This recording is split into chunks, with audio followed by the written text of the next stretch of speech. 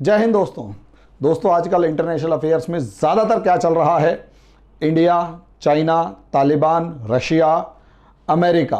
हालांकि 6 महीने पहले तक हम इजराइल के और इजराइल, हमास, हिजबुल्लाह के बारे में सुन रहे थे या जो भी है। आजकल एक्चुअली क्या है, हर मामला इतनी तेज़ी के साथ बदल रहा है, इतनी ज़्यादा तेज़ी के साथ बदल रहा है कि हम और आप उस चीज़ का अंदाज़ा नहीं लगा पा रहे और एक गैस कर पाते हैं। अब ऐसी सिचुएशन में छोटे छोटे सवाल इतने सारे आकर खड़े हो जाते हैं कि उसके बारे में सोचने समझने के लिए एक जाल से में उलझ जाते हैं। मेरी ये कोशिश ये है कि अगर आप इस लेवल पर सोच रखने की कोशिश करते हैं, इन चीज़ों को समझने की कोशिश करते हैं और मेरे यूपीएससी के स्टूडेंट्स जो मेरे इन लेक्चर्स को देखकर अपना कुछ ना कुछ माइंड मेकअप करने के एक डायमेंशंस, अलग अलग डायमेंशंस को एक्सप्लोर करने की कोशिश करते हैं, तो उनके लिए छोटे छोटे सेक्शंस में मैं वीडियोस बनाने की कोशिश करता हूं। लेकिन एक कॉम्प्रिहेंसिव वे भी ज़रूरी होता है। हालांकि मैं अभी ये आज वीडियो वो वाला नहीं बना रहा कि समग्र रूप से सारे डायमेंशंस को एक साथ कवर करूं। पॉसिबली इससे अगला वीडियो मैं वही बनाऊंगा। लेकिन दोस्तों, अगर रियलिटी में आप देखें तो असली सिचुएशन ये है कि दुनिया बहुत तेज़ी के साथ बदल रही है और कदम दर कदम वो वर्ल्ड वॉर की तरफ बढ़ रही है। इस टाइम पर आज से अगर 10 साल पहले देखा जाए या 20 साल पहले देखा जाए तो कोई ज़्यादा खतरा नहीं था इस दुनिया को एक दूसरे देश से। लेकिन आज अगर देखा जाए तो 20 साल में जितनी तेज़ी से या ड्रामेटिकली, और 2008 की जो महामंदी आई थी उसके बाद तो इतनी ज़्यादा तेज़ी से ये दुनिया बदली है कि कुछ कहने की हद नहीं।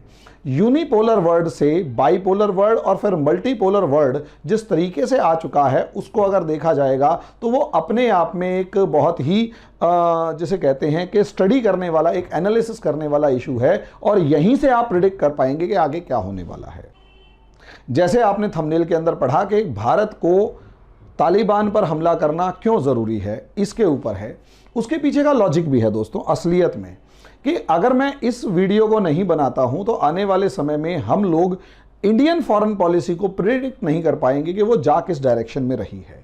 क्योंकि एक तरफ हमारे को दिखाई देता है कि इंडिया जिस मीटिंग को हेड करता है वो यूनाइटेड नेशंस जो सिक्योरिटी काउंसिल या ह्यूमन राइट्स कमीशन से लेकर दूसरी जो ऑर्गेनाइजेशंस हैं, वहाँ इंडिया जो एक एक्सट्रीम मतलब एक एलीट पोजीशन पर है, वहाँ वो ऑर्गेनाइजेशन इंडिया की चेयरमैनशिप के अंदर तालिबान अफगानिस्तान को एड देने या उसको एक मदद देने की बात स्वीकार करती है। लेकिन वहीं अगर आप कॉन्ट्राडिक्टरी देखते हो तो एससीओ के अंदर हमारे प्रधानमंत्री महोदय जो हैं वो पूरे तरीके से क्लियर वर्ड्स में तालिबान को कह देते हैं कि जिस तरीके से आपने सरकार बनाई है और इंक्लूसिव गवर्नमेंट नहीं बनाई है, इसकी वजह से आने वाले समय में मुश्किल होगा कि आप लोगों को हम रिकॉग्निशन दें। इसका मतलब है एक तरीके से धमकी भरा एक स्टेटमेंट दे दिया। वहीं अगर तीसरी तरफ देखें तो हमारे विदेश मंत्री कभी रशिया जाते हुए नजर आते हैं, कभी ईरान धमकाता हुआ नजर आता है और सब चीज़ें। तो ऐसे में इंडिया की क्या सिचुएशंस हैं कि एक तरफ वो मदद करता हुआ नजर आ रहा है और दूसरी तरफ वो पूरे तरीके से तालिबान के अगेंस्ट खड़ा होते हुए, कम से कम दूर खड़ा होकर तमाशबीन बनते हुए दिखाई दे रहा है। यहां सिचुएशन को समझिए। हम इसी चीज़ को डिस्कस करने जा रहे हैं, लेकिन उससे पहले छोटी सी इन्फॉर्मेशन कि दोस्तों अगर आप मेंस की तैयारी करना चाहते हैं तो पीटी खत्म होने वाला है, मेंस शुरू होने वाला है। घर बैठे आप मेंस की तैयारी कर सकते हैं और खासकर अगर किसी इंस्टीट्यूट से क्लासेस भी ले चुके हैं और फिर भी आपके अंदर वो कॉन्फिडेंस नहीं आ पाया है और आंसर राइटिंग की आप प्रॉपर प्रैक्टिस नहीं कर पाए हैं, तो घबराने की ज़रूरत नहीं है दोस्तों। हम लोग ये कोर्स लॉन्च कर रहे हैं जिसके अंदर मेंस टेस्ट सीरीज़ का क्वेश्चन पेपर डिस्कशन होगा, जिसके अंदर जो भी रिनॉन्ड इंस्टीट्यूट्स हैं, मेंस के लिए रिनॉन्ड इंस्टीट्यूट्स की जो टेस्ट सीरीज होती हैं उनके सेलेक्टेड क्वेश्चंस बाकायदा बताएंगे कि कौन से इंस्टीट्यूट का कौन सा क्वेश्चन है। उस मेंस की टेस्ट सीरीज के उनके क्वेश्चंस को हम यहाँ पर डिस्कस करेंगे और बाकायदा उनको कंप्लीट डिस्कशन होगा, टॉपिक डिस्कशन होगा, नोट्स बनवाए जाएंगे उस पर्टिकुलर टॉपिक के फ्लो चार्ट्स के साथ, उसका मॉडल आंसर प्रिपेयर करवाने के साथ साथ आपको उसका मॉडल आंसर प्रिपेयर करवाया जाएगा और बताया जाएगा कि किस अलग अलग डायमेंशन के अंदर इससे क्वेश्चन आ सकता है। 1 साल का पूरा ये कोर्स होगा, यानी इस मेंस से लेकर इस पीटी से लेकर अगले मेंस तक का पूरा 1 साल का ये पैकेज है। आप इसे ज्वाइन करना चाहते हैं तो इन 2 नंबर्स पर कॉल करें और 11 अक्टूबर से हम इस बैच को लॉन्च करने जा रहे हैं। तो दोस्तों जल्दी से जल्दी कॉल करके हमारे इस बैच से जुड़े ताकि हम इस मामले को आगे बढ़ा सकें। अब आ जाते हैं हमारा एक और बैच जो दोस्तों 13 तारीख को शुरू हुआ है। 13 सितंबर को ये बैच शुरू हुआ है। ये अगर बच्चा जो है वो 9th 10th 11th 12th class के अंदर है और आपको लगता है कि बच्चा यूपीएससी के अंदर अच्छे लेवल की तैयारी कर सकता है, आईएएस बन सकता है, तो उस बच्चे के लिए हमारा ये बेसिक इंटीग्रेटेड प्रोग्राम है यूपीएससी का। इसके अंदर स्टूडेंट्स को एनसीईआरटी के बेसिक कंसेप्ट्स पढ़ाए जाएंगे। हमें आपके बच्चे से सिर्फ 1 घंटे का टाइम दिन में चाहिए। और सबसे बड़ी बात यह है ताकि हम उस बच्चे के कंसेप्ट्स क्लियर करने के साथ साथ उस बच्चे की एक अप्रोच डेवलप कर सकें, ताकि वो जब भी यूपीएससी की तैयारी करने बैठे तो उसे कम से कम जिस चीज़ की सबसे ज़्यादा यूपीएससी के एग्ज़ाम में ज़रूरत होती है उस चीज़ की कमी महसूस ना हो, यानी उसे अप्रोच की कमी महसूस ना हो। अगर ऐसी सिचुएशन है तो दोस्तों इन नंबर, अगर आपको लगता है कि किसी बच्चे को ज्वाइन करवाना है तो इन नंबर्स पर कांटेक्ट करवाइए, जल्दी से जल्दी हमसे जुड़े बच्चा, ताकि अपनी तैयारी को आगे बढ़ा सके। अब आ जाते हैं दोस्तों, अब दोस्तों सोचने वाली बात यह है कि 15 अगस्त से लेकर सितंबर के आते आते अफगानिस्तान में सिचुएशंस इतनी तेजी के साथ बदली हैं, तो सवाल यह है इंडिया और अफगानिस्तान के लिए इंडिया क्यों ज़्यादा ज़रूरी है। तो इतनी बात यहां अच्छे से समझ लीजिएगा कि इस एरिया के दो सबसे बड़े, एशिया के दो जायंट्स जो हैं अपने आप में, एक चाइना और एक इंडिया, दो बड़े देश, पॉपुलेशन वाइज दोनों लगभग एक जैसे। जीडीपी चाइना की बहुत ज़्यादा बढ़ गई, वो रिफॉर्म्स का एक आउटकम था। कंपटीशन, पुरानी सभ्यताएं शुरू से लेकर आखिरी तक अगर आप देखें तो इंडिया और चाइना जो हैं वो पैरेलली राइज करते हैं और पैरेलली उनका डिक्लाइन होता है। ये वो फेज है जब ये दोबारा से पैरेलली राइज कर रहे हैं, लेकिन यहां एक दूसरे के आमने सामने आकर यहां ये दोनों के दोनों देश खड़े हैं।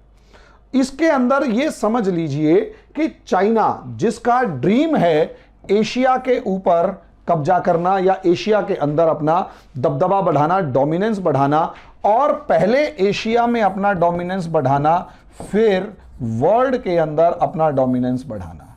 लेकिन चाइना के सामने सबसे बड़ा जो चैलेंज इस टाइम पर प्रेजेंट है, देखिए जापान की एनर्जी एग्जॉस्ट हो चुकी है, वियतनाम एक लेवल तक तो ठीक है, लेकिन फिर भी चाइना को उस लेवल पर कॉम्पिटिट नहीं कर पाएगा जितनी लेवल पर उसे कंपटीशन की जरूरत है।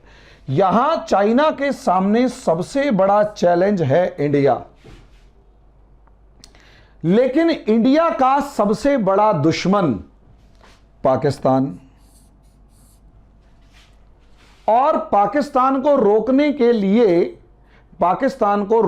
लिए और इंडिया पाकिस्तान को घेरने के लिए जो दो सबसे ज्यादा इंपॉर्टेंट देशों के साथ अपनी दोस्ती रखेगा वो है ईरान और अफगानिस्तान।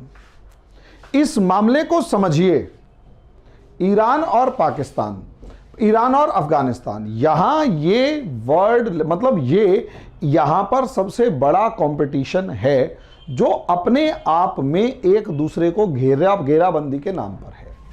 यहां रशिया है और रशिया के साथ इंडिया को यहां इस सेंट्रल एशिया की एक रीच भी चाहिए होती है कि भैया इस सेंट्रल एशिया की मार्केट और इस सेंट्रल एशिया के रिसोर्सेज के ऊपर सबसे बड़ा कब्जा, मतलब के अंदर कम से कम इंडिया की प्रेजेंस हो। रशिया इस एरिया पे अपना डोमिनेंस रखे हुए है, चाइना इस एरिया पे अपना डोमिनेंस बढ़ाना चाहता है, इंडिया यहां तक पहुंचना चाहता है। लेकिन इंडिया का सबसे बड़ा दुश्मन जो रोज सुबह उठते ही इंडिया को तबाह करने की कोशिश करता है वो है पाकिस्तान।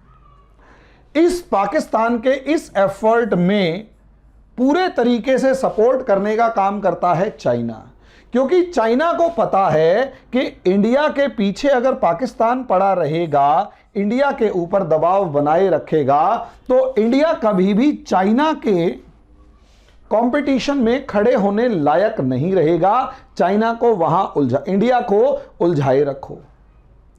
इंडिया इस पूरे के पूरे वेब को बहुत अच्छे तरीके से जानता है।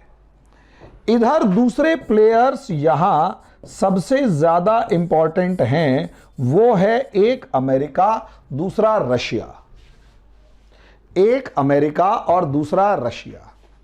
अब यहां मोटे तौर पर समझ लीजिए, पूरा अगर आपको ये वेबसाइट समझ में आ रहा है, ये एक जाल अगर समझ में आ रहा है, तो समझ लीजिए अमेरिका को इस साउथ एशिया के अंदर अपनी प्रेजेंस बनाने के लिए, इंडो पैसिफिक या इंडियन ओशियन में अपनी ताकत जमाए रखने के लिए, और कम से कम चाइना को यहां काउंटर करे रखने के लिए एक देश हमेशा से चाहिए।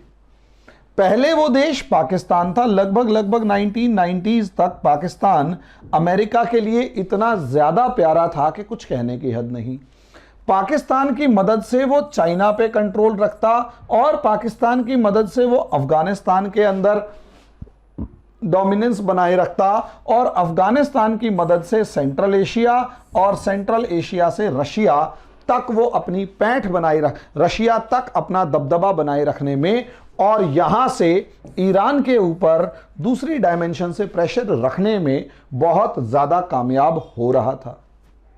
लेकिन अब अमेरिका की प्रायोरिटीज चेंज हो रही हैं, क्योंकि अब अमेरिका की प्रायोरिटी रशिया कम और चाइना ज्यादा है। और चाइना पाकिस्तान की दोस्ती, अब आप ये मत कहना मैं पढ़ाने के लिए तालिबान शुरू कर रहा था और चाइना पाकिस्तान और पता नहीं कहां कहां पहुंच गया। भैया यही कॉम्प्लेक्स चीजें अगर समझ में आ गई हैं तो आप जीवन में कभी मार खाने वाले नहीं हो। भाई आईएएस बनने जा रहे हो, आईएएस इन्हीं कॉम्प्लेक्स सिचुएशंस को तो समझता है। और क्या फॉरेन सर्विसेज या डिप्लोमेट्स और करते क्या हैं, वो इन्हीं कॉम्प्लेक्स चीजों को समझ के उनका तोड़ निकालने में लगे रहते हैं। ग्राउंड लेवल पर, बड़े लेवल पर पॉलिसी बनती है, ग्राउंड लेवल पर एग्जीक्यूट होता है, यही लोग करते रहते हैं।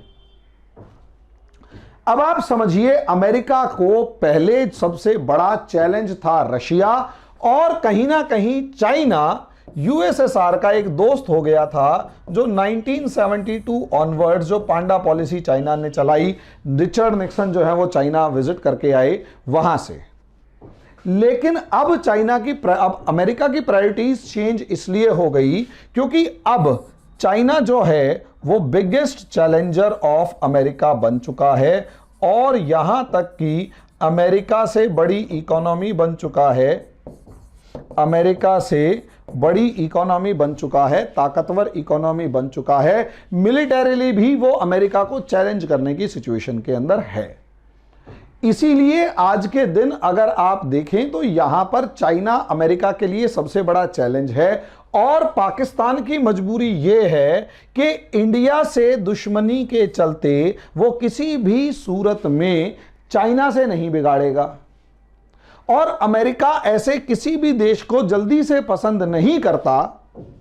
अमेरिका इसीलिए किसी भी देश को जल्दी से पसंद नहीं करता जो कि दो तरफ खड़ा हुआ हो, वो चाइना से भी दोस्ती करे, वो अमेरिका से भी करे। यही कारण है इस समय पर अमेरिका ने तो पाकिस्तान को डंप कर दिया है कि ठीक है तेरे को उठा के फेंक दिया। अब अमेरिका को इस एरिया में सबसे ज्यादा पावरफुल और ट्रस्टवर्दी पार्टनर के रूप में इंडिया दिखाई दे रहा है। हालांकि इंडिया फूक फूक के कदम रख रहा है, लेकिन इंडिया अमेरिका को दिखाई दे रहा है। अमेरिका इंडिया के साथ दोस्ती करके चाइना के वेस्टर्न फ्रंट पे से चाइना पे दबाव बनाना चाहेगा, और पाकिस्तान के ऊपर भी दबाव बनाए रखना चाहेगा। ऑब्वियस सी बात है, इंडिया अगर एक ट्रस्टवर्दी पार्टनर के रूप में अमेरिका के साथ एस्टैब्लिश हो जाए तो, और यही रीजन है कि इंडिया के साथ मिलकर क्वाड बनाया गया। अभी आप कहोगे क्वाड की काट है, कोई ऐसी काट नहीं है, बाद में देखेंगे। क्वाड बनाया गया। इसी तरीके से इंडिया के लिए कहीं ना कहीं नाटो या नॉन नाटो मेंबर्स जैसे मामले में एक स्पेशल सीट डेवलप की गई, स्पेशल कानून पास किए गए, न्यूक्लियर टेक्नोलॉजी ट्रांसफर की बात की गई, सब चीजों की बात इस तरीके से की गई कि यहां पर इंडिया के साथ रिलेशंस मजबूत हो। लेमोआ से लेकर कामकोसा से लेकर बहुत सारे दूसरे रूल्स मतलब बहुत सारे ऐसे एक्ट्स पास किए और बहुत सारे ऐसे एग्रीमेंट्स किए जो इंडिया और अमेरिका की दोस्ती को मजबूत करें। चाहे शिनूक हेलीकॉप्टर बेचना हुआ, चाहे C-17 ग्लोब मास्टर बेचना हुआ, चाहे हेविट्जर तोपें बेचना हुआ, चाहे F-35 जैसे विमानों को बेचने का ऑफर करना हुआ, हर चीज आपको यहां पर इंडिया अमेरिका के रिलेशंस को मजबूत करती हुई दिखाई दे रही है। अब ऐसी सिचुएशन में इंडिया अमेरिका जैसे देश के ऊपर कभी भी भरोसा नहीं कर सकता। उसके पीछे का कारण इतना समझ लीजिए कि दुनिया का कोई भी देश हुआ वो सबसे पहले अपने हित, अपने इंटरेस्ट्स को सबसे ऊपर रखेगा। वो सबसे पहले अपने हितों, अपने इंटरेस्ट्स को सबसे ऊपर रखेगा। जब वो अपने हितों, अपने इंटरेस्ट्स को सबसे ऊपर रखेगा तो ऑब्वियस सी बात है इंडिया, और देखो दुनिया में जीवन अपने दम पे जिया जाता है, अपने पैरों पर जिंदगी जी जाती है, दूसरे के कंधों पर तो जनाजे उठा करते हैं।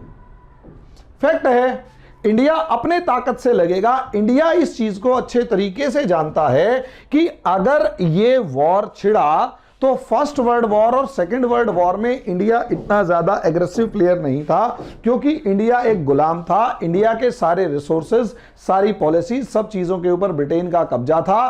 तो ब्रिटिशर्स जो डिसीजन लेते इंडियंस को वो मानना पड़ता। और उसके बाद कोल्ड वॉर पीरियड में भी इंडिया जो है इतनी बड़ी पावर नहीं था, इसलिए अपनी पोजीशन को न्यूट्रल बनाए रखने में काफी हद तक कामयाब हुआ। जब प्रेशर पाकिस्तान की तरफ से हद से ज्यादा बढ़ गया तो इंडिया को मजबूरी के अंदर सोवियत ब्लॉक ज्वाइन करना पड़ा, और उसके बाद इंडिया जिस सिचुएशन से गुजरा वो फिर कभी डिस्कस करेंगे। अभी इतना जल्दी मैं उस चीज को डिस्कस नहीं कर पाऊंगा और ना ही इतना टाइम है। लेकिन यहां समझिए कि असलियत में इंडिया इस चीज को अच्छे तरीके से जानता है कि अगर वर्ल्ड वॉर शुरू हुआ तो इंडिया पीछे नहीं रह पाएगा, और यहां पर इंडिया को टू फ्रंट वॉर लड़ना पड़ेगा। टू फ्रंट वॉर लड़ना पड़ेगा। अब टू फ्रंट वॉर के अंदर भाई हमारा नेपाल जो है, भूटान जो है, बांग्लादेश, श्रीलंका, इवन म्यांमार, ये सारे के सारे शांत रहेंगे, पाकिस्तान शांत नहीं रहेगा। और पाकिस्तान की दूसरी आदत क्या, इन्फिल्ट्रेशन की और हमारे देश में लोगों को भड़काने की धर्म के नाम पर। नतीजा उसका ये कि चाइना भले ही हमारे ऊपर बॉर्डर के ऊपर आर्मी खड़ी करके या दूसरे तरीकों से प्रोपेगेंडा वॉर चलाकर इंडिया के अगेंस्ट डेवलपमेंट्स क्रिएट करे या प्रेशर क्रिएट करे, लेकिन पाकिस्तान जिस तरीके से इन्फिल्ट्रेशन का गेम खेलकर इंडिया की सोशल हार्मनी के ऊपर अटैक करता है, इंडिया की जड़ों के ऊपर अटैक करता है, वो सबसे ज्यादा चैलेंजिंग है। अब यहां अगर आप देखें तो चाइना से लड़ने का तो आपके पास इकोनॉमिक कंपटीशन और मिलिट्री कंपटीशन के अलावा आपके पास कोई ऑप्शन नहीं है। अब क्या मामला है, अब दो तरीके हैं, यानी चाइना से कॉम्पिटिट करना है तो इकोनॉमिकली और मिलिटरीली, लेकिन चाइना की दुखती रग को भी तो दबाना पड़ेगा ना। एक तो चाइना की दुखती रग और दूसरा पाकिस्तान को कहीं घेर कर खड़ा करना पड़ेगा। यह समझ लीजिए, चाइना की दुखती रग इस टाइम पर अगर आप देखते हैं तो एक तो है BRI यानी बेल्ट एंड रोड इनिशिएटिव, जो इस इलाके से गुजरते हैं और लगभग 4 प्रोजेक्ट्स इस एरिया से निकलते हैं। $1.5 ट्रिलियन का ये पूरा प्रोजेक्ट है। अब ऐसी सिचुएशन में $1.5 ट्रिलियन का प्रोजेक्ट है और यहां अगर ये चाइना का बनकर खड़ा हो जाता है तो इकोनॉमिक बूस्ट चाइना का जबरदस्त होगा। दुनिया के ऊपर चाइना की पूरी तरीके से पकड़ होगी और दुनिया चाइना के कदमों तले होगी। फिर चाइना को कंट्रोल कर पाना नेक्स्ट टू इम्पॉसिबल सा दिखाई देगा। अब यहां समझिए, चाइना का तो ये काट ये है, दूसरा शिनजियांग, ठीक है। तो चाइना को अगर तालिबान से सबसे ज्यादा डर है वो यही तो है कि ईस्ट तुर्किस्तान इस्लामिक मूवमेंट जो है उसको आप, क्या नाम है, ETIM जिसे कहते हैं, उसको आप सपोर्ट नहीं करेंगे। तालिबान को खुल के कह रहा है और तालिबान ये वादा कर रहा है कि ठीक है हम सपोर्ट नहीं करेंगे, क्योंकि तालिबान के आने के बाद चाइना की जो घिग्गी बंधी हुई है, जो डर है, वो असलियत में इस शिनजियांग प्रांत के अंदर जो मुस्लिम्स हैं उस मुस्लिम रेडिकलिज्म को अगर बढ़ावा दे दिया गया तो यहां से जो 6 में से 4 BRI प्रोजेक्ट्स जो हैं निकल रहे हैं उनके लिए खतरा पैदा हो जाएगा।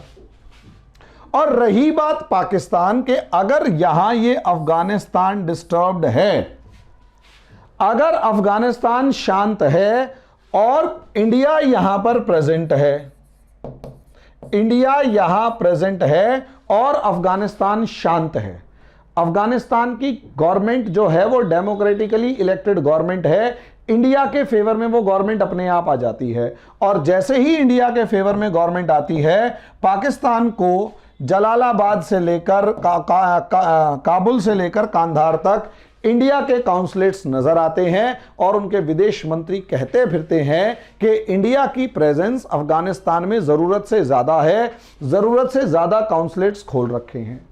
और इंडिया फिर कहीं ना कहीं यहां पर पाकिस्तान को काउंटर करने के लिए या पाकिस्तान पे प्रेशर क्रिएट करने के लिए अपनी सारी तिगड़म वहीं पर बिठाए रखता है, जिसकी वजह से क्या होता है, पाकिस्तान अपने वेस्टर्न बॉर्डर को बचाने में लगा रहता है और वो कश्मीर के अंदर इंसर्जेंसी को बढ़ावा देने में कामयाब नहीं हो पाता, या यूं कहें कश्मीर की तरफ इंसर्जेंसी की तरफ इतना ध्यान नहीं दे पाता। अगर अफगानिस्तान के अंदर प्रो पाकिस्तान गवर्नमेंट है तो यहां सोच कर देखिए, जैसे अफगानिस्तान में इस टाइम पर तालिबान गवर्नमेंट है और Taliban government pro Pakistan government है। अब प्रो पाकिस्तान गवर्नमेंट होने का सीधा मतलब यह है कि पाकिस्तान अपनी सारी की सारी हरकतों से इन्फिल्ट्रेशन करवाएगा, घुसपैठ करवाएगा, कश्मीर में इंसर्जेंसी बढ़वाएगा। अब जैसे ही कश्मीर में इंसर्जेंसी बढ़ेगी, मजबूरी में इंडियन फोर्सेस को या आर्मी को वहां पर सख्ती करनी पड़ेगी, जिसके अंदर 2-4 लोगों की डेथ भी होती है, जिसे कोलेटरल डैमेज कहा जाएगा। अगर 2-4 लोगों की डेथ होती है तो पाकिस्तान वहां पर ह्यूमन राइट्स का मुद्दा उठाएगा, और जैसे ही ह्यूमन राइट्स का मुद्दा उठाएगा, एक तरफ ह्यूमन राइट्स के मामले में क्योंकि मुस्लिम्स हैं इसलिए OIC जो है, OIC वो अपनी बात उठाएगा और इंडिया को क्रिटिसाइज करेगा। अभी इंडिया में थप्पड़ मारा देखे OIC वालों के कि you are prisoners of Pakistan, prisoners of Pakistan. OIC जो है वो पाकिस्तान का गुलाम है। इंडिया ने जोरदार दिया तमाचा, तुम्हारी ऐसी तैसी कश्मीर के ऊपर फालतू बोल रहे हो, बहुत बढ़िया शब्दों में उनका क्रिटिसिज्म किया। क्योंकि भाई मजे की बात यह, ऑर्गेनाइजेशन ऑफ इस्लामिक कोऑपरेशन के अंदर इस्लाम का ही झंडा नहीं है, बाकी सब कुछ है। यानी ये वो राजा महाराजा टाइप के लोग हैं जो इस्लाम की ठेकेदारी करते हैं, और ये लोग किसी भी उस देश को अपने साथ शामिल नहीं करते जहां पर मुस्लिम गवर्नमेंट ना हो, भले ही वहां पर पॉपुलेशन इनके काफी सारी पॉपुलेशन को मिला के कहीं ज्यादा हो। भाई इंडिया में जितने मुसलमान रहते हैं, इंडिया के मुस्लिम्स लगभग 20 करोड़ के करीब हैं, 20 से 25 करोड़ के बीच की पॉपुलेशन है, यानी बहुत बड़ी जनसंख्या है। फिर भी इंडिया को OIC के अंदर कोई जगह नहीं मिलती। क्यों? क्योंकि इनके दिमाग में एक बात है कि दुनिया में वही राज इस्लामिक राज है जहां पर राजा इस्लामिक है, बाकी प्रजा कैसी भी है उससे मतलब नहीं है। क्योंकि राजा इस्लामिक है इसलिए हम उसको अपने साथ मानेंगे, वरना नहीं मानेंगे। ये इनकी हिपोक्रेसी है OIC वालों की। इंडिया ने सही सुनाया था इस बार अच्छी तरीके से। दूसरा, इस ह्यूमन राइट्स मामले को यूनाइटेड नेशंस ले जाया जाएगा और चाइना पाकिस्तान का खुल के यहां समर्थन करके यूनाइटेड नेशंस के अंदर इंडिया को फिर दोबारा क्रिटिसाइज करवाने की तरफ आगे बढ़ेगा, फिर दोबारा इंडिया को क्रिटिसाइज करवाने की तरफ आगे बढ़ेगा। ये ही एक मामला है, ये सबसे ज्यादा इंपॉर्टेंट सिचुएशंस है। कभी समझकर देखिएगा कि यहां पर ये जो तालिबान है ये पूरी की पूरी साइकिल इसी तरीके से चलाता है, पूरी की पूरी साइकिल एग्जैक्टली इसी तरीके से चलाता है। तालिबान क्या करता है इस मामले के, मतलब पाकिस्तान के पहले इंसर्जेंसी, अब कश्मीर में इंसर्जेंसी बढ़ने देने से रोकने के लिए और यूनाइटेड नेशंस को यूनाइटेड नेशंस के अंदर या ओआईसी के अंदर बेफालतू में इंडिया उलझे, क्योंकि माने या ना माने इंडिया की फॉरेन पॉलिसी के मामले में अगर आपकी एक दुखती रग है, चाहे वो कश्मीर के मामले में है, ह्यूमन राइट्स के मामले में है या कुछ भी है, दुनिया के किसी भी देश से आप बात करोगे तो वो बार्गेन करने की कंडीशन में आ जाएगा कि भैया वो आपसे लेन देन ज्यादा कर पाएगा कि आपको कश्मीर के इशू के ऊपर मैं क्रिटिसाइज नहीं करूंगा, आपका साथ दूंगा, बस आप मेरे को ये दीजिए। ये होता है भाई। पाकिस्तान तो पक्कड़ देश है, गरीब कुर्बान कंगाल देश है, इकोनॉमिक क्राइसिस से गुजर रहा है, समझे। गधे एक्सपोर्ट करके तो अपनी इकोनॉमी चला रहे हैं और दूसरा है फुटबॉल बनाते हैं। अगर फुटबॉल इंडिया वालों ने बनाना शुरू कर दिया तो बेचारे बेरोजगार हो जाएंगे। और रही बात इंडिया ने अगर पानी रोक दिया तो इनकी ये वैसे भी भूखे मर जाएंगे। भूखे नंगे कंगाल घटिया लोग हैं, लेकिन वही वाली बात है, उसके पास खोने के लिए कुछ है नहीं तो दुनिया वाले उससे बात ही नहीं करते। बात तो उससे होगी ना जिसके बार्गेन भी उससे होगा जिसके पास देने के लिए कुछ होगा और लेने के लिए कुछ होगा। पाकिस्तान तो टेररिस्ट एक्सपोर्ट करता है तो उससे तो हाथ जोड़ के कहते हैं भैया टेररिज्म बंद कर दे और नहीं तो हम तेरे को पैसे देने बंद कर देंगे। इंडिया के साथ तो व्यापार के अंदर डील होती है ना, बार्गेन होता है।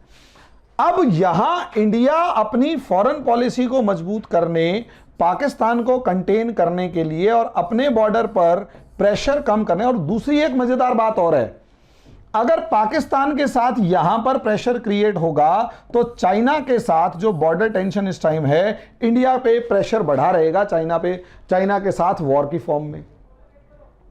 इंडिया पे प्रेशर बढ़ा रहेगा कि चाइना के साथ जो बॉर्डर लग रहा है उस पर अपनी आर्मी ना मजबूत करे। अरुणाचल प्रदेश से लेकर सिक्किम के मामले में इंडिया दबा रहे, चाइना यहां फंसाता है। इसलिए इंडिया को मजबूरी में पाकिस्तान के साथ अपनी आर्मी बढ़ाए रखनी पड़ती है और इंसर्जेंसी को रोकने में, और पाकिस्तान पूरी फोकस अपनी आर्मी का भी यहां करता है, जिस वजह से इंडिया ट्रैप में रहता है, एक फंसा रहेगा। अगर इंडिया यहां तालिबान है, इस तालिबान के भाई तालिबान जो है वो नॉन इंक्लूसिव गवर्नमेंट बना रहा है, नॉन इंक्लूसिव गवर्नमेंट बना रहा है। और यहां पर क्योंकि नॉन इंक्लूसिव गवर्नमेंट बना रहा है, यानी सरकार जो है वो समावेशी नहीं है, ऐसे में तालिबान के साथ अगर तालिबान को देखोगे तो अनस हक्कानी ने अभी थोड़े दिन पहले इंटरव्यू दिया और उसमें साफ कहा कि इंडिया अफगानिस्तान के फेवर में कभी नहीं रहा, वो तो पिछले 20 साल से लगातार युद्ध भड़काने में लगा हुआ है, यानी उसने अपना जहर उगल दिया। लेकिन तालिबान रूल की खास बात क्या है कि इसमें डिफरेंट फैक्शंस हैं, यानी वो खुले तौर पर अलग अलग सेक्शंस के साथ बनकर इकट्ठा चलने की कोशिश कर रहा है, लेकिन भानुमति का कुनबा है, कोई किसी से खुश नहीं है, हर कोई आपस में लड़ता रहेगा, झगड़ता रहेगा। अब सोचकर देखिए, यहां अपने बॉर्डर पर से प्रेशर कम करने के लिए और चाइना पे फोकस करने के लिए इंडिया क्या कर सकता है। इसका सॉल्यूशन सिर्फ एक ये है कि अफगानिस्तान के अंदर डिस्प्यूट क्रिएट हो जाए, एक वार जोन बन जाए और पाकिस्तान को यहां से थ्रेट पोज होना शुरू हो जाए, डर लगना शुरू हो, पाकिस्तान को वहां डर लगना शुरू हो। क्योंकि दूध का धुला तो पाकिस्तान नहीं है, दुनिया के 100 हरामी मरे होंगे तब जाके एक देश पैदा हुआ था। पूरी दुनिया के सारे हरामी 100 बार मरे होंगे तब जाके पाकिस्तान का जन्म हुआ था, पाकिस्तानियों का जन्म हुआ था, पाकिस्तानी एरिस्टोक्रेसी का जन्म हुआ था। वो इंडिया को फूटी आंख नहीं चाहते। और इंडिया में रहकर भी जो कोई ये कहता है ना कि इंडिया पाकिस्तान की कभी दोस्ती होगी, भैया देखो, मेरे जीवन में रहते हुए अगर हो जाएगी तो मैं उस इंसान को भगवान मानना शुरू कर दूंगा जो ये कह रहा है दोस्ती हो जाएगी। मेरे को लगता है सिचुएशंस आर लाइक दिस कि वो कभी दोस्ती हो ही नहीं सकती। And we have to accept the reality, we have to accept the reality. हमें इस सच्चाई को स्वीकारना पड़ेगा और खुले तौर पर यह डिक्लेयर करना पड़ेगा कि it's our duty to act against Pakistan in every way, ताकि हम अपने भविष्य को बचा सकें। क्योंकि ये जोक है जो हमारे शरीर से चिपका हुआ है, हमें इसे मारना पड़ेगा, वरना ये हमारा खून चूस कर अपनी 1000 कट थ्योरी के थ्रू हमें मार देगा। इसलिए हर हिंदुस्तानी का कसम खानी चाहिए कि we have to face challenge of China and we are, मतलब we are taking odds to kill this country. हाँ, वो खाते हैं, हम भी खाएंगे। उनके साथ वैसा ही बिहेव करना चाहिए। दे आर ब्लडी जाहिल, अनपढ़ गवार, राउडीनेस, तो उनको राउडीनेस का जवाब राउडीनेस से दिया जाना चाहिए। बिल्कुल ऐसे ही कि तूने एक बम फोड़ा, तेरे घर में जाके मारूंगा। पाकिस्तान को ऐसे ही निपटाया जा सकता है। इसके साथ किसी भी तरीके से सोफिस्टिकेटेड बंदे वाला बिहेवियर नहीं हो सकता। अगर कोई एक पर्सन ये कहता है कि पाकिस्तान के साथ प्यार से डील करनी चाहिए, बिल्कुल डील नहीं करनी चाहिए, बिल्कुल डील नहीं करनी चाहिए। ये वो जानवर है जो सिर्फ लट्ठों का यार है, चप्पल में हाथ में होगी तब बात की जाएगी। पाकिस्तान के बारे में मेरे विचार ऐसे हैं, कमेंट बॉक्स में जो तुमने उखाड़ना उखाड़ दो, इससे ज़्यादा तो तुम्हारी औकात भी नहीं है। पाकिस्तानी बहुत सारे देखते हैं मेरे चैनल को, बहुत सारे पाकिस्तानी देखते हैं, मेरा विचार यही है इनके बारे में। और हर हिंदुस्तानी को मेंटली प्रिपेयर होना पड़ेगा कि we are in state of war with two nations, two countries, one is nation, other is a rowdy rogue nation. हम इस समय पर इस दुनिया के अंदर, मतलब भारत इस समय पर एक स्टेट ऑफ वॉर में है, एक युद्ध के मैदान में खड़ा हुआ है, जहां पर एक देश आपको खत्म करने, आपको उभरने नहीं देना चाहता और दूसरा आपकी जड़ें काट के आपको पूरे तरीके से खत्म कर देना चाहता है। पाकिस्तान, चाइना उभरने नहीं देना चाहता, वो चाहता है कि इंडिया पिछड़ा रहे, गरीब रहे, और पाकिस्तान इसकी जड़ें काटने में लगा हुआ है। तो सबसे पहले उसको मारो, जो जड़ें काटने में लगा हुआ है उसको हर सूरत में मारने की तैयारी करो, और हर हिंदुस्तानी को कसम खानी चाहिए। और दूसरी तरफ चाइना से निपटने के लिए एक ही रास्ता है, इकोनॉमिक सुपर पावर बनना पड़ेगा, मिलिट्री सुपर पावर बनना पड़ेगा, और चाइना को चाइना की भाषा में जवाब देना पड़ेगा। एक के बदले 5 मारने पड़ेंगे तो जाके आप चाइना से निपट सकते हैं। उम्मीद नहीं की जा सकती इनसे प्यार से बात की जाए। दुनिया के हर देश से प्यार से बात कर लीजिएगा, इनसे प्यार से बात नहीं करेंगे, क्योंकि पाकिस्तानी एक ऐसी कौम है जो हसन निसार जैसे लोगों की नहीं सुनते। हसन निसार जैसे तो लगते हैं इनको बेवकूफ़, उन्हीं के जो स्कॉलर हैं हसन निसार, वो लगते हैं बेवकूफ़। और एक लाल टोपी आता है, मोटे से चश्मे वाला, सफ़ेद दाढ़ी के अंदर बंदर जैसा, समझे, लाल टोपी, नाम उसका मुझे अभी स्किप कर रहा है। ये लोग उसकी सबसे ज़्यादा सुनते हैं, उसकी सबसे ज़्यादा सुनते हैं, हद से ज़्यादा सुनते हैं। और यही कारण है, एक आम पाकिस्तानी से कभी आप उम्मीद नहीं कर सकते कि वो इंडिया के बारे में अच्छा भी सोचेगा। तो ऐसे में हम गांधी के तौर पे नहीं, सीधी सी बात है, टिट फॉर टैट, जैसी लाठी मतलब जैसे को तैसा वाली सिचुएशन पे चलना चाहिए। एक मारोगे 4 मारेंगे। अब पाकिस्तान को यहां निपटने के लिए या तो आप डायरेक्ट अटैक करो, तो डायरेक्ट अटैक की सबसे बड़ी सिचुएशन ये है, बंदर के हाथ में तलवार है और पाकिस्तान के हाथ में न्यूक्लियर बॉम्ब है, दोनों एक जैसी है।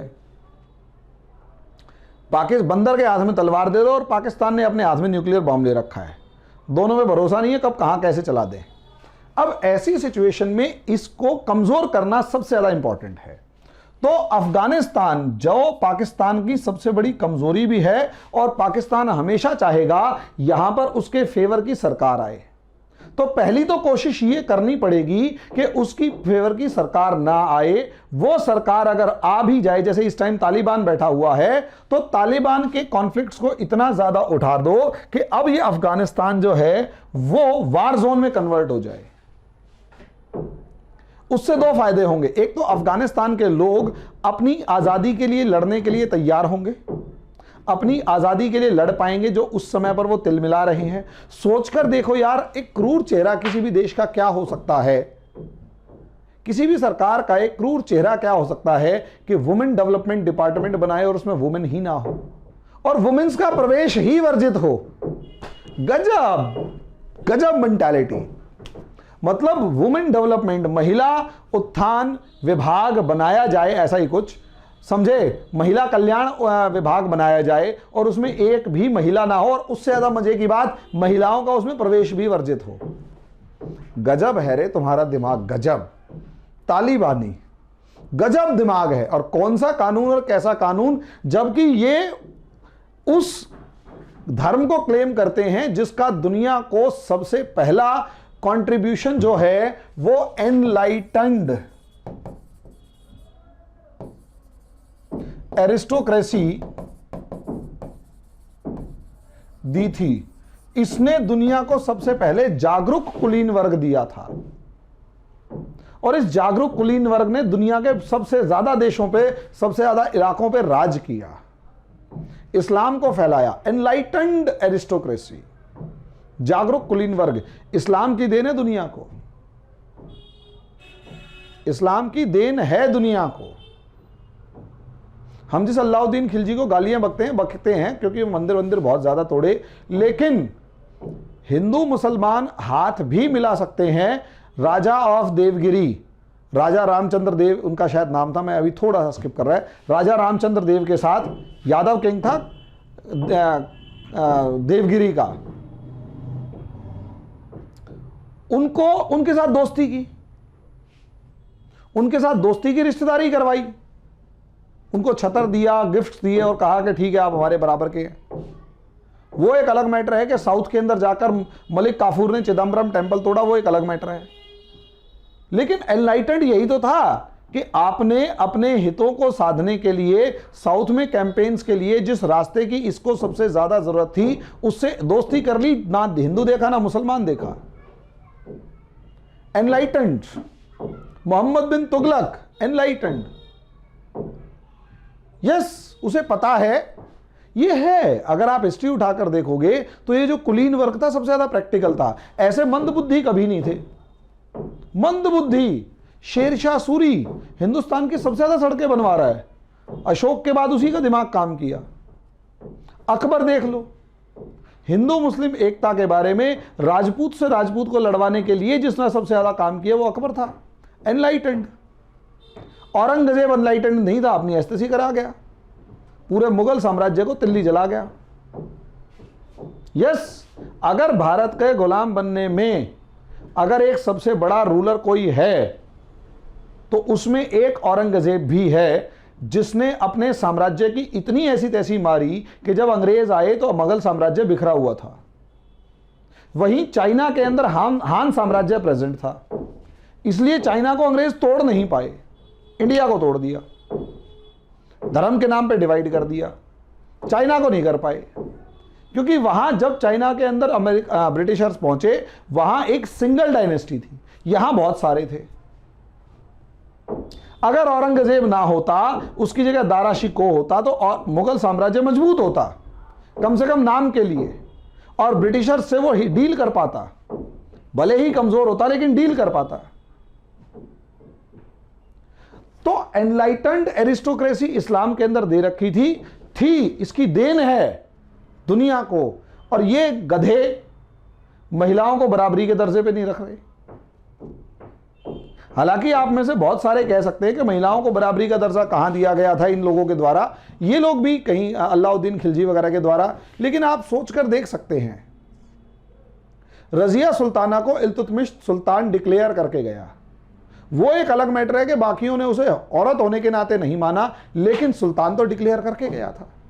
इसका मतलब एक्सेप्टेंस थी क्योंकि वो बनी भी और वहां की जनता ने उसका साथ भी दिया। अगर आप जहांगीर के टाइम पर देखोगे तो नूरजहान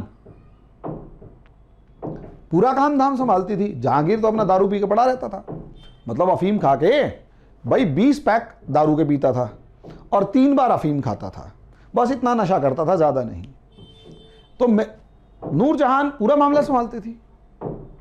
तो ये अगर देखा जाए, नहीं तो अर्तुगरुल गाजी देख लो, आपको बहुत सारा ऐसा समझ में आएगा कि महिलाएं बराबर की शरीक होती थी एडजस्ट में, मतलब सारे के सारे रूल में। और ये तालिबानी है। अब ऐसे में इस तालिबान को अगर आप चैलेंज करते हो तो एक तरफ तो आज़ादी की लड़ाई के लिए अफगानियों को इंडिया का सपोर्ट मिलेगा और दूसरी तरफ इंडिया यहां पर अगर डिस्टरबेंस क्रिएट करने में कामयाब हो जाता है तो पाकिस्तान को अपनी सारी आर्मी या आर्मी का बड़ा हिस्सा